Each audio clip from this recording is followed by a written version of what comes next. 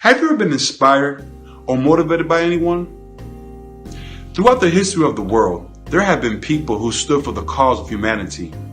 These people, all through contradictory and controversial, stood up to rulers, families, and struggled for the rights not only for themselves, but also for others. As they were struggling and fighting for the cause, some stood alone and some had followers. But the struggle and obstacles were always the same: hard. But they had the fortitude and the will to push through the oppression or social norm because they understood the importance of freedom and the rights for the future. So, today, we are here so that you can hear the convictions and ideologies. We hope what you see will inspire or motivated them. Presenting the Visionary Freedoms, Part 1.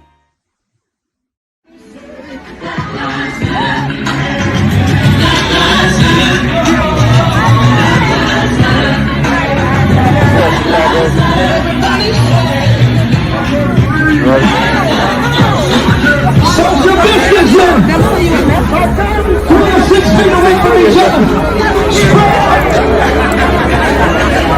Spread out. Black people are the only people asked to deal with a pandemic. Now march in front of the sign. Move to the side. We cannot embrace each other because of social distance. We can reach in the spirit and believe God for tomorrow. We are tired of words. We are tired of empty promises. We must demand justice. I close by quoting Isaiah 59, where the Bible says that truth was shot in the street, and equity was afraid to enter, and justice turned its back on it.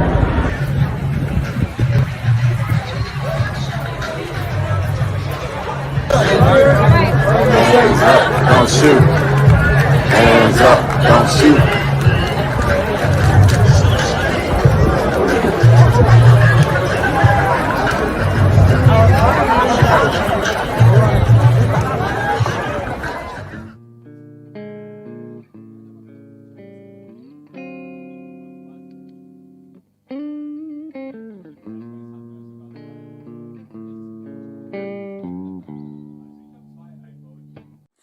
I fight for my fellow black folks.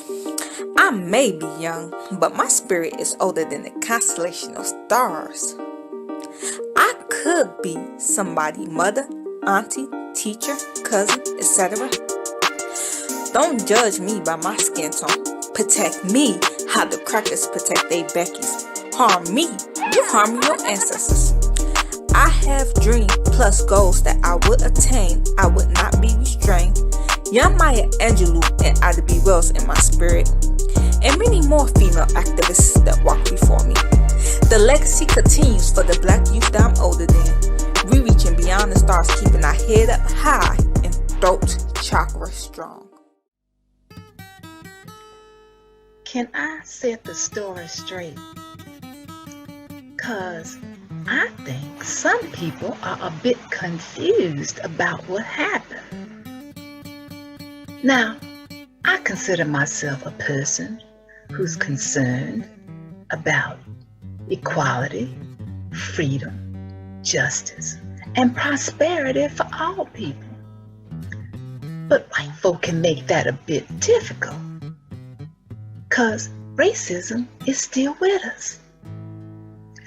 Now, I made up my mind a long time ago not to give in to fear. So I believe that I have the right to defend myself if I could. Now, I've given up my seat before, but this time I was especially tired. Tired from the ache in my heart. Tired of being treated like a second-class citizen.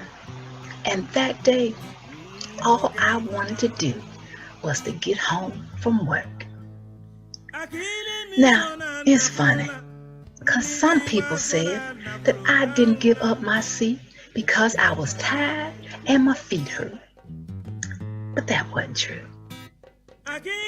Well, I wasn't physically tired. I mean, no more tired than I usually am after a hard day's work.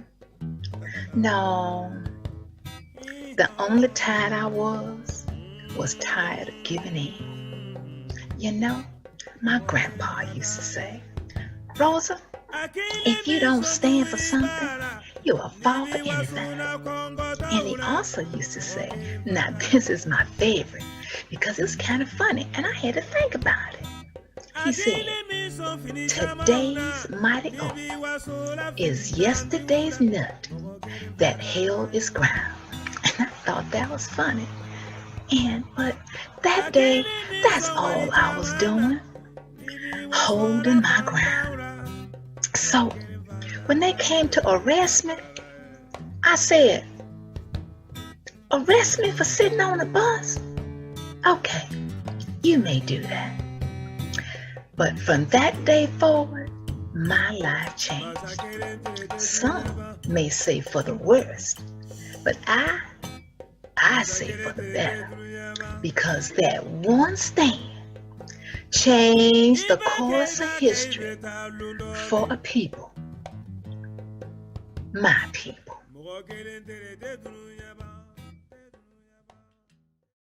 Hi, my name is Vanita, and the character I portray is Rosa Parks.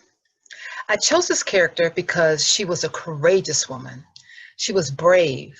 She was very inspirational, and I see her as someone who trusted in something greater than herself. For me, she symbolized dignity and strength in the struggle to end racial segregation. I don't think that at the time she was thinking that that's what she was doing, but it was a stand I believe that she felt she had to make.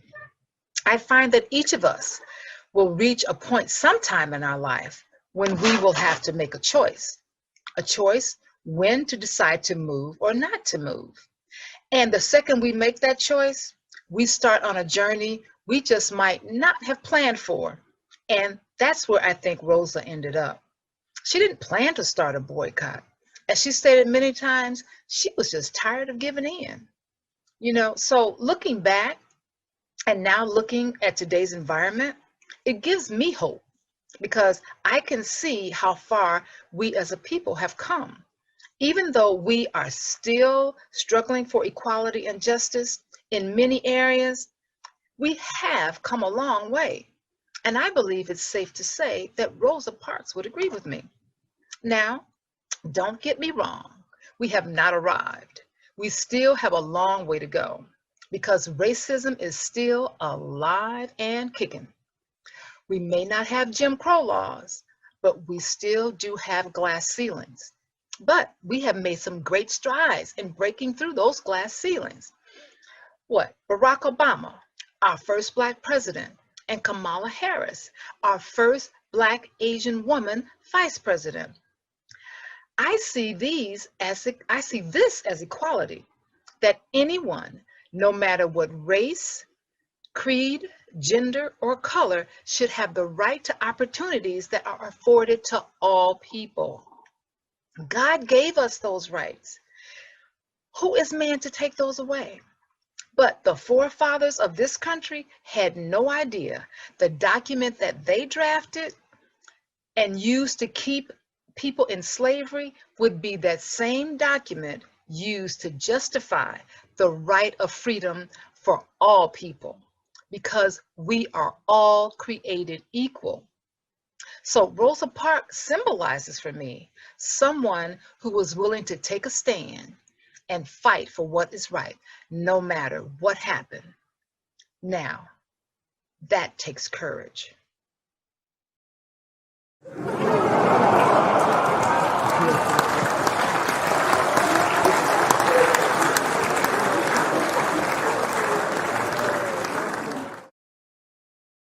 Morning, children. Some of you know me, some of you don't. My name is Mom. That's M-O-M spelled forward, M-O-N spelled backwards. Upside down is wow. Oh, don't let this old body fool you. I was something today, yes, I was. You know, I just came back from my first plane ride. I got on the plane and my head got all clogged up. I couldn't hear anything. So I asked the stewardess, could she help me out? And she said, yeah. So she gave me a stick of gum. I chewed the gum, but I still couldn't hear anything. So she said, Mom, just drop your jaws. Well, I misunderstood. Next thing I know, we get to the next stop. They escorting me off the plane. Yes, but I still made it to the Republican convention. Yes, it did. You know, they called and asked me to come on out and help them out. I wanted to help them out, all right. I wanted to help them all the way out. Yes, America's in a mess these days. The other day, a man robbed a bank. And on his way back to his car, he got mugged. I tell you, you're scared to go in your house, you're scared to come out. I was coming home from the work, and a boy jumped out of the bushes with a pistol. Yes, I ain't gonna tell you what Mom did. Well, maybe I'll tell you later, but not right now. So how y'all like Mom's outfit? Y'all can get a whole lot of things with some S&H green stamps. Yes, you can.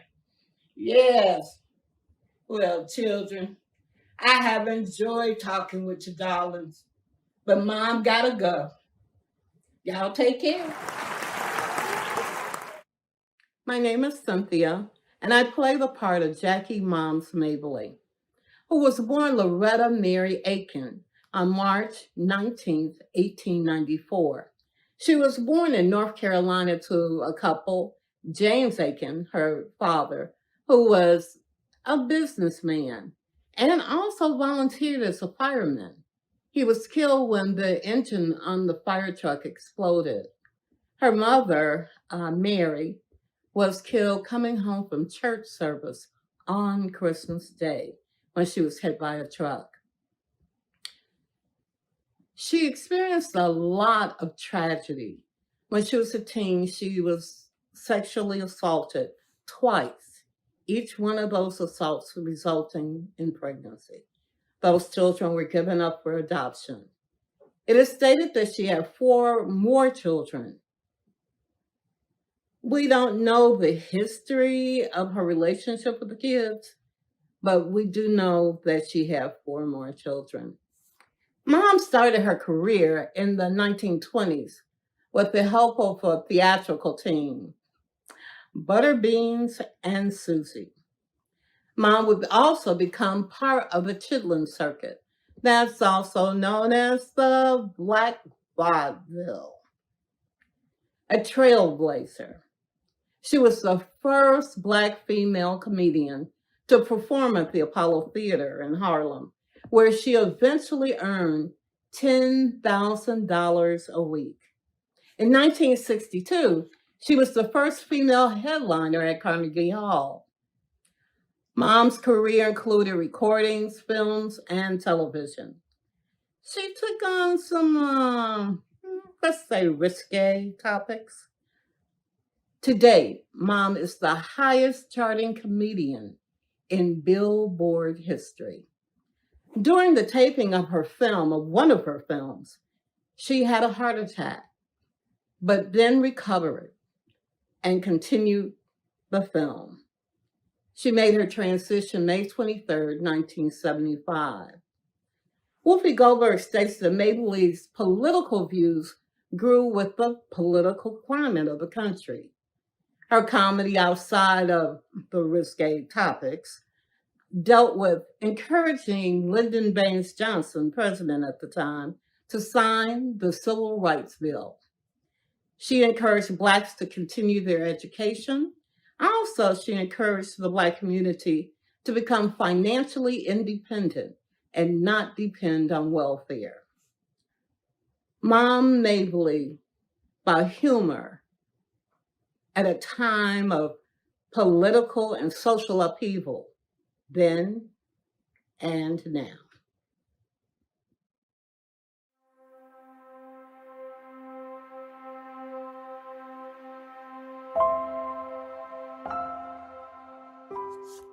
I wish to make a statement to a magistrate because I understand that Mr. Williamson is in prison on my account, and I hope the truth may be of some benefit to him. My name is Jane Johnson. I was a slave of Mr. Wheeler of Washington. Mr. Wheeler brought me and my 2 children to Philadelphia on the way to Nicaragua to wait on his wife. I have 1 other child. He is in Richmond, Virginia. I have not seen him in 2 years. I don't expect to see him again.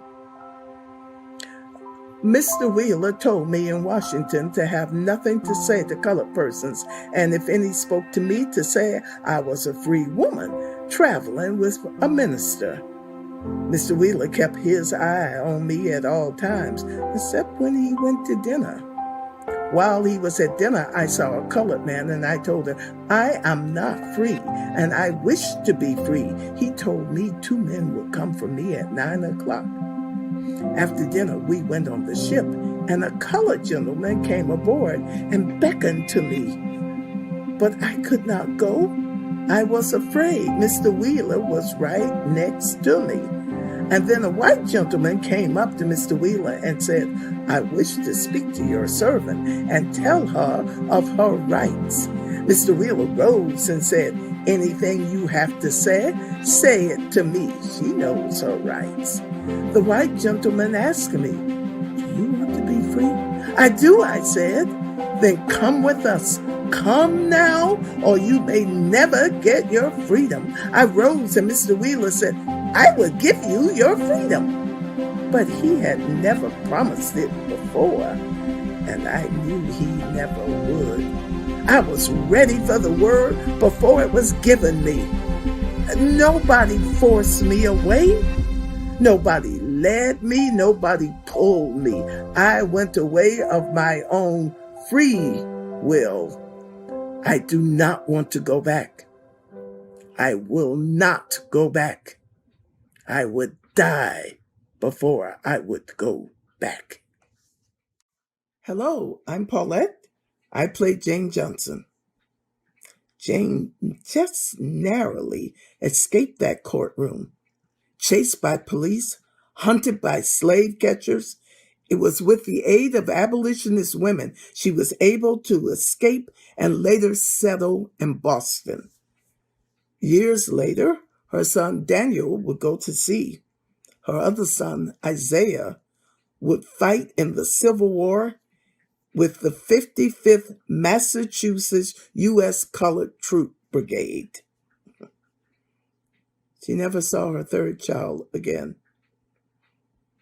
When I think of Jane, I think of all the untold number of slaves who were ready for the word and made a dash to freedom. The majority did not make it, but we know over 100,000 did. And as to how Jane would look at today's society, well, I don't think she would be too surprised. It hasn't changed all that much. What with our need for sanctuary cities to protect people from ICE deportation, and our continuing struggle to make America live up to its promises and its principles. To do that, we are going to need all of Jane's courage, determination, and perseverance. We need to be ready for the word.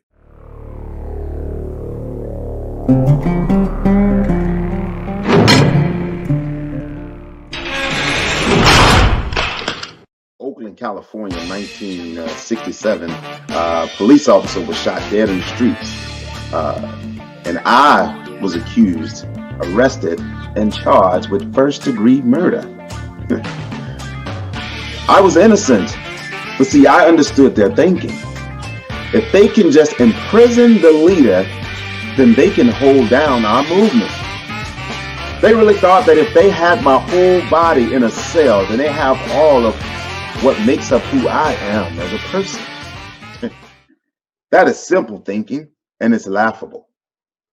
But you see, the prison cannot have victory over me because they are not only dealing with me, the individual, but they are also dealing with my beliefs and ideas, which motivates me and which sustains me, even though my body is confined.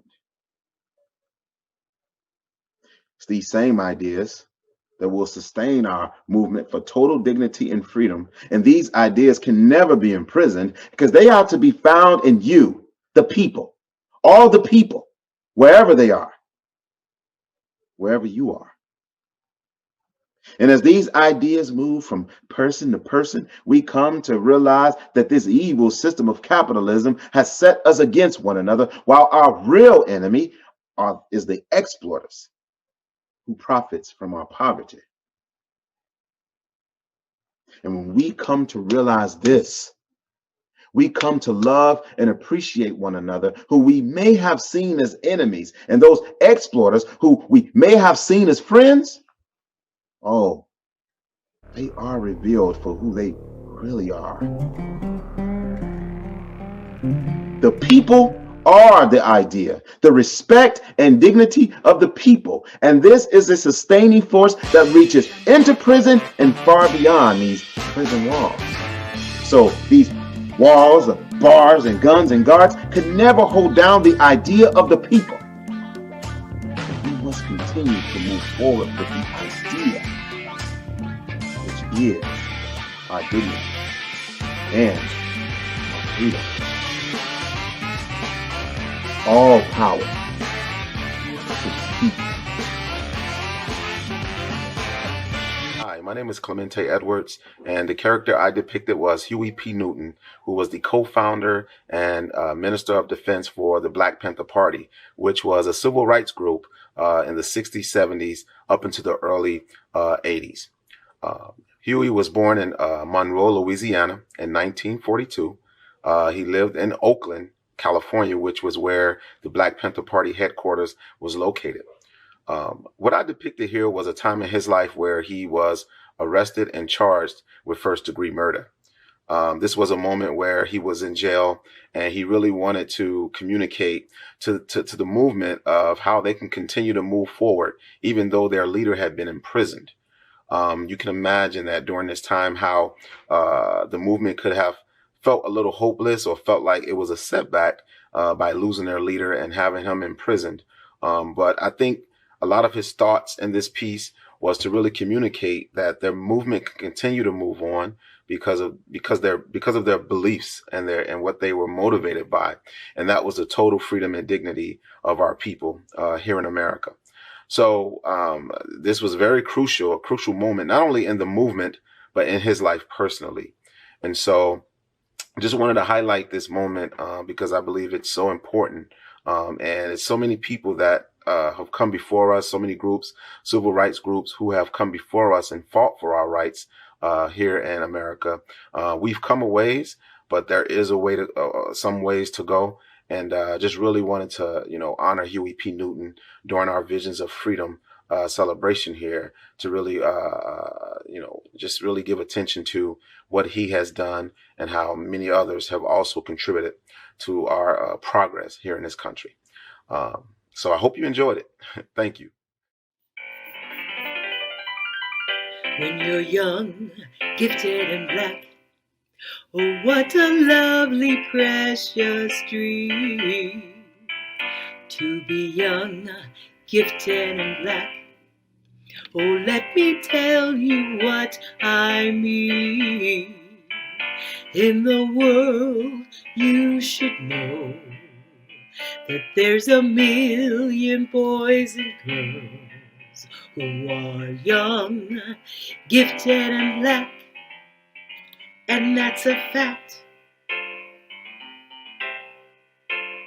When you're young, gifted and black, we must begin to tell our young there's a world waiting for you. There's a quest that's just begun. When you're feeling really low, there's a truth You should know when you are young, gifted and black, your soul's intact. If we are to look up to our own time, then victory won't lie in the blade, but all the bridges we've made. It's the promise to glade, the hill we climb, if only we dare it. Because being American is more than a pride we inherit. It's the path we step into and how we're a parent. Amanda Gorman.